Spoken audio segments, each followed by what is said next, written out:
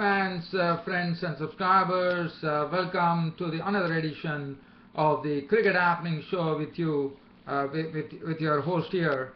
And well, as far as this Cricket Happening Show is concerned, we'll have a look at the second day's play between Pakistan and Bangladesh, where Pakistan put up a much better performance, not only on the field, by wrapping up the Bangladesh innings pretty quickly, allowing them only 96 runs to wrap up the final 6 wickets. Not only that, also with the bat, they performed admirably to put up a really very strong reply with 227 for 1 at close of play, with Mohammad Hafeez getting on to a wonderful century. He is still there unbeaten on 137, and Azhar Ali was keeping him company. Well, so that is something. So Pakistan definitely put up a much better show than what they put on the first day. And then we'll have a look at the 29th match, which was played between the Royal Challengers Bangalore and Rajasthan Royals. One was waiting for this clash to happen, but unfortunately rain was the one which robbed all the sheen of the proceedings at the M. Chinnaswamy Stadium here in Bangalore, as only one innings was possible, and that was Royal Challengers Bangalore, who made a very good total to make 200, and it was a challenging total that Rajasthan Royals would have chased, but unfortunately the chase never happened because of rain, and the match was truncated, and the match was called off, and it ended in a no result match, which ended in Royal Challengers Bangalore and Rajasthan Royals sharing the points. But one good feature for Royal Challengers Bangalore in this match was the 17-year-old young Sarfraz Khan, who really played a real blinder of an innings to take the Royal Challengers innings to 200, when he contributed an unbeaten 45 of just 21 deliveries with 6 fours and 1 6 to show what a talented player he is. Well, so other than that, so I'll come back to that later. But first, let's concentrate on the Bangladesh versus Pakistan second day's play. And as you know, Bangladesh resuming on their overnight score of 236 for 4, and Shakib Al Hasan was joined in by Mushfiqur Rahim. Well, the start was not so good, as Zulfikar Babar, the left-arm spinner, made a rapid inroads into the Bangladeshi innings, as first in the morning itself he nicked up the wicket of Shakib Al Hasan, who was caught very well. In fact, Asad Shafiq was the one who fielded brilliantly, and he took some beautiful catches.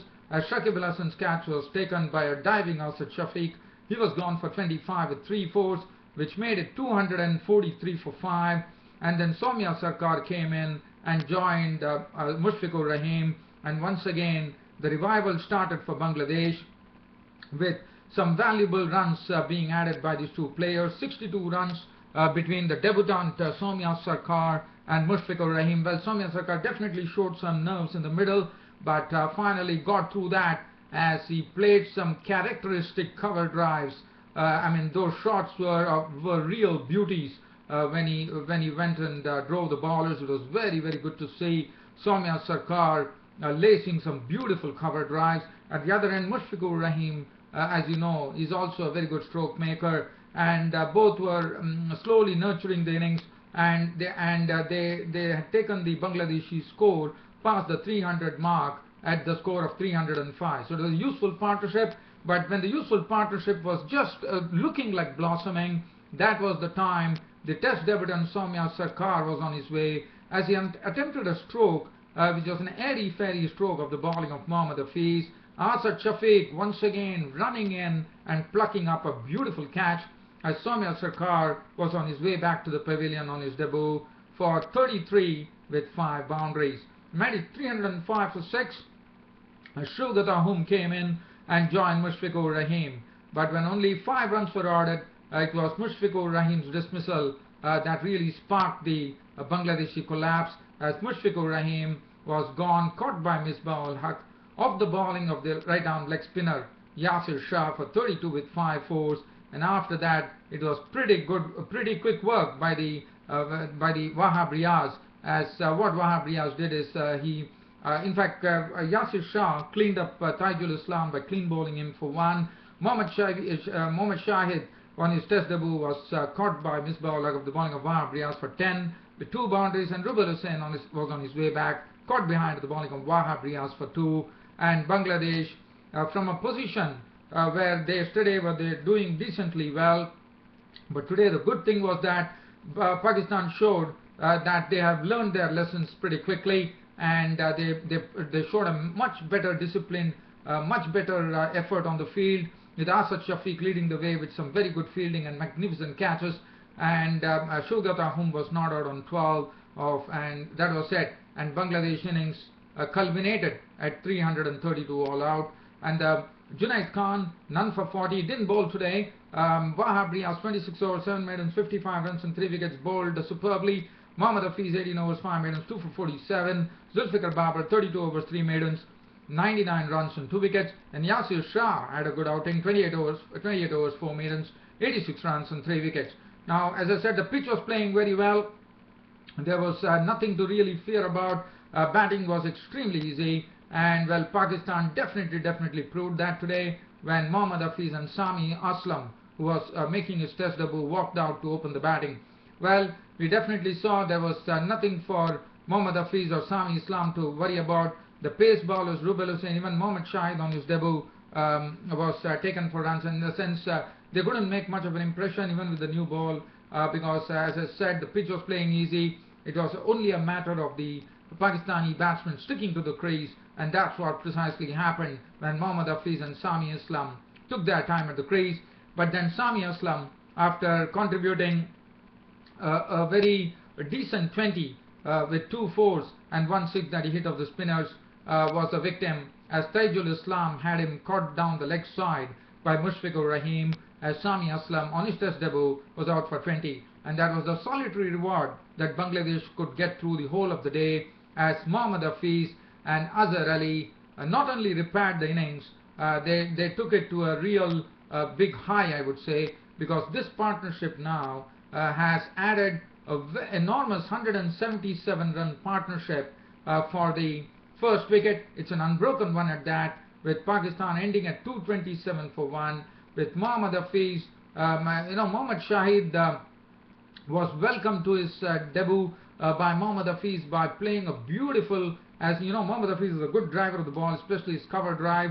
We saw some very good cover driving from Mohammad Hafeez, and Hafeez is a good driver of the ball, as we all know, and in fact he greeted Mohammad Shahid into international cricket with a beautiful shot through the covers which raced to the fence. And Azhar Ali, we all know that Azhar Ali, the captain, is a very compact and is a very proficient in his technique, and both of them started working it out, and well, the Bangladeshi captain threw a lot of bowlers at them. Rubal Hussain was not impressive at all. He was very wayward. As I said, the bowlers have to really bend their backs on this pitch, because as I said, there was nothing in the pitch for the bowlers. Mohammad Shahid had not a very good debut, I would say. The spinners were into the action. Taijul Islam, the left-arm spinner, bowled. He was the one who got that solitary reward, the wicket of the test debutant Sami Aslam. Shogata Hum, 8 overs none for 34. Shakib Al Hasan bowled 12 overs.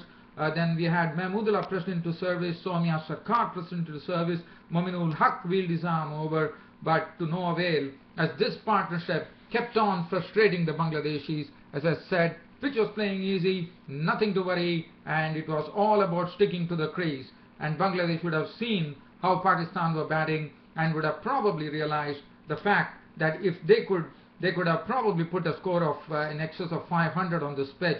But I thought it required a lot of application, and that's what Pakistan precisely showed, with Mohammad Hafeez reeling off a century and finishing on an unbeaten 137 with 12 fours and 2 sixes.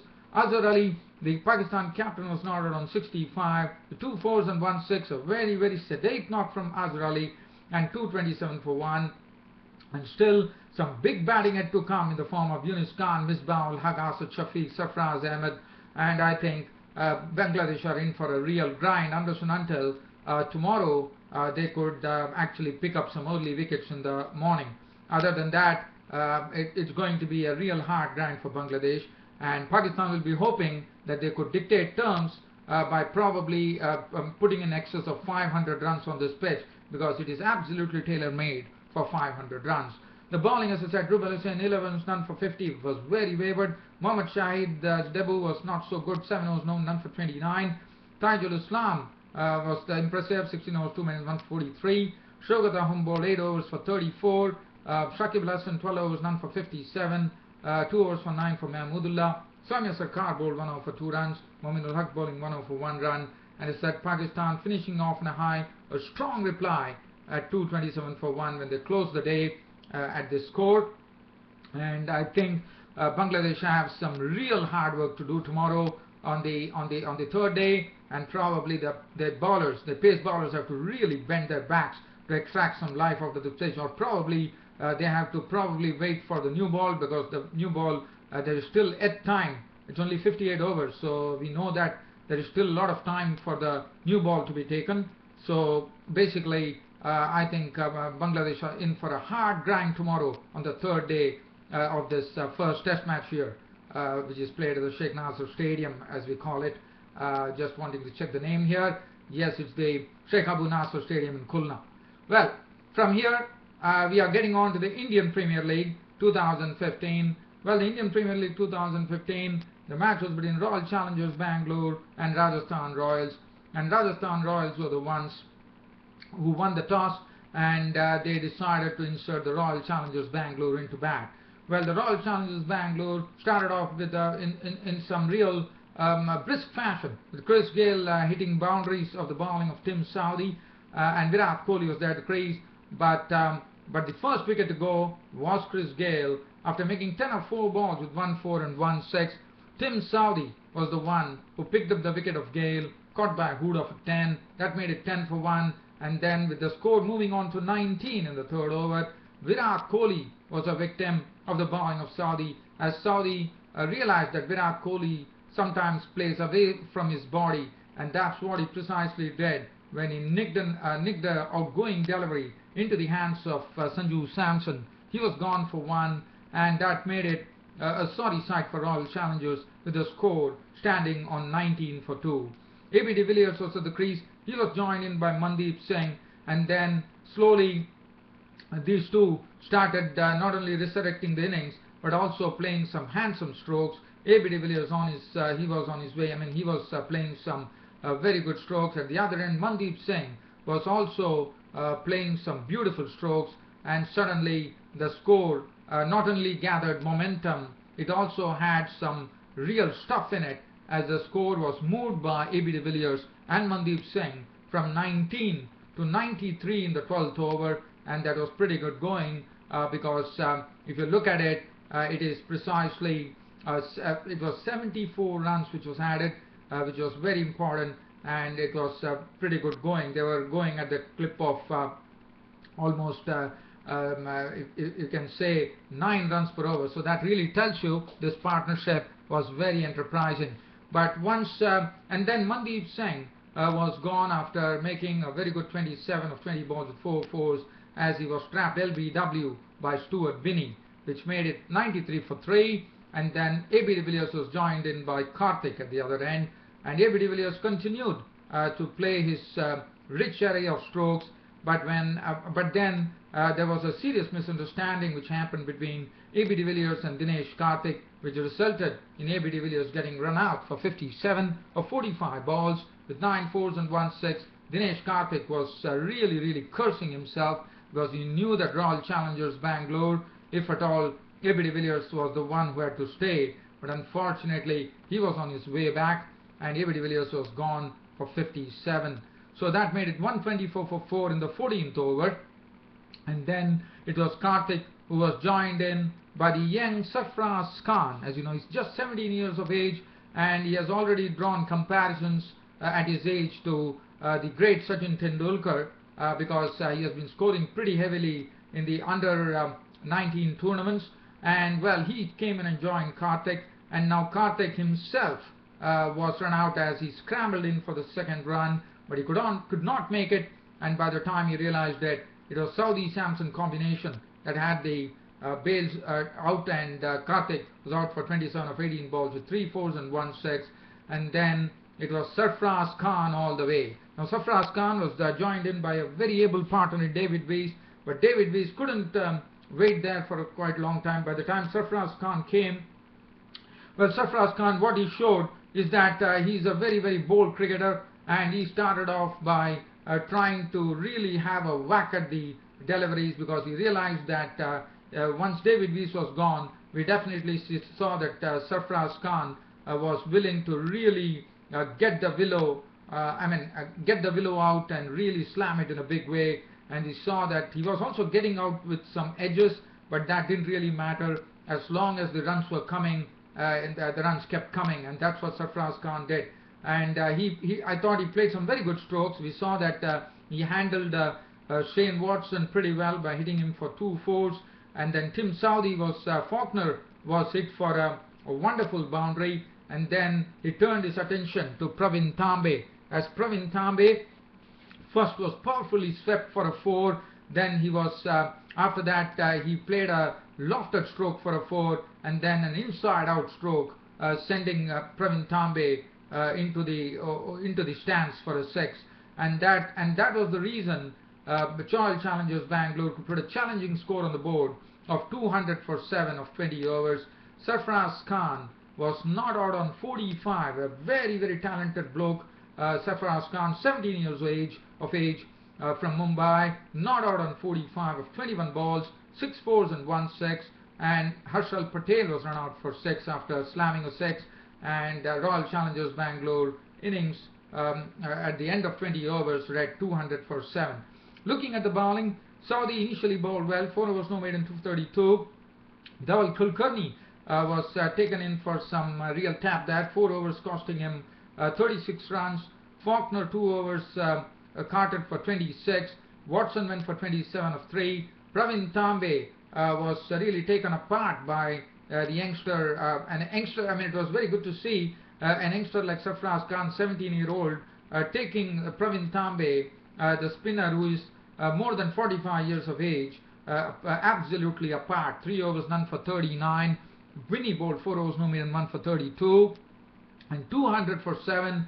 One was thinking that Royal Challengers had done well to reach 200 thanks to Sarfaraz Khan, and one was waiting for a real contest in store here with Rajasthan Royals chasing 201 runs to actually win the match of 20 overs.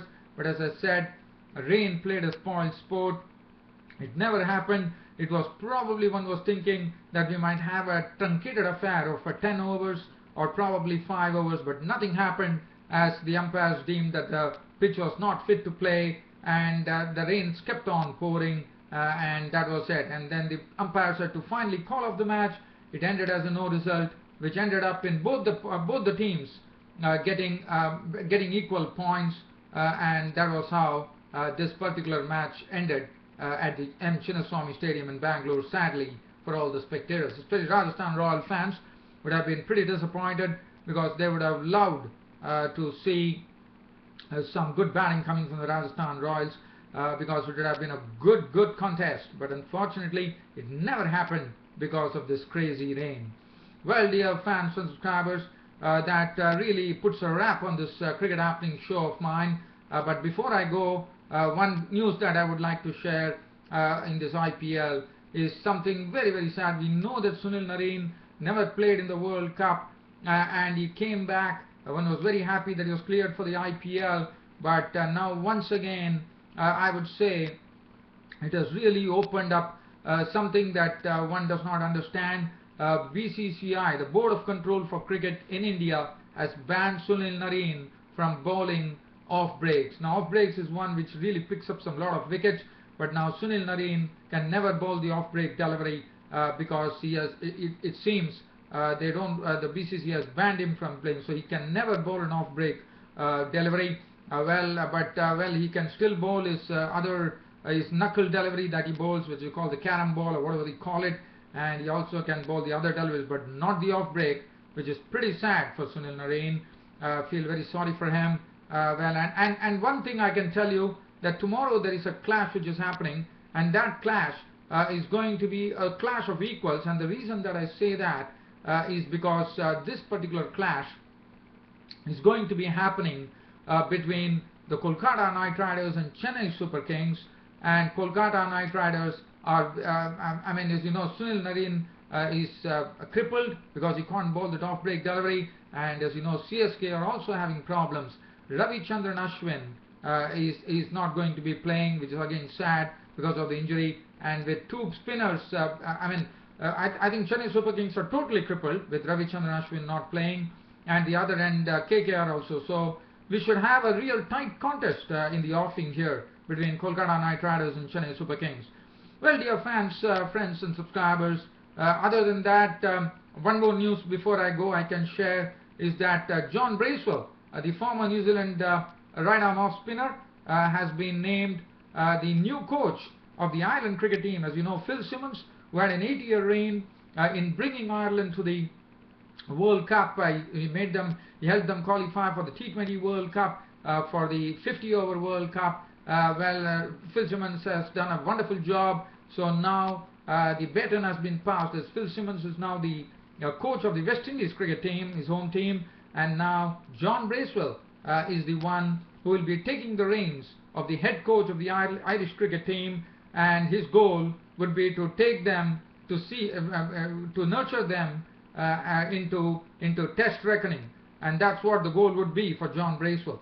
Well, dear fans and subscribers, after sharing all this cricket news with you, which gives me a great pleasure, it's all over, dear fans and subscribers, on this Cricket Happening show today, and very sadly I have to terminate my cricket show today, but well, I hope you all loved it, and don't worry, your host Ram will once again be back chatting with you on this Cricket Happening show. Until then, it's good night. Thank you.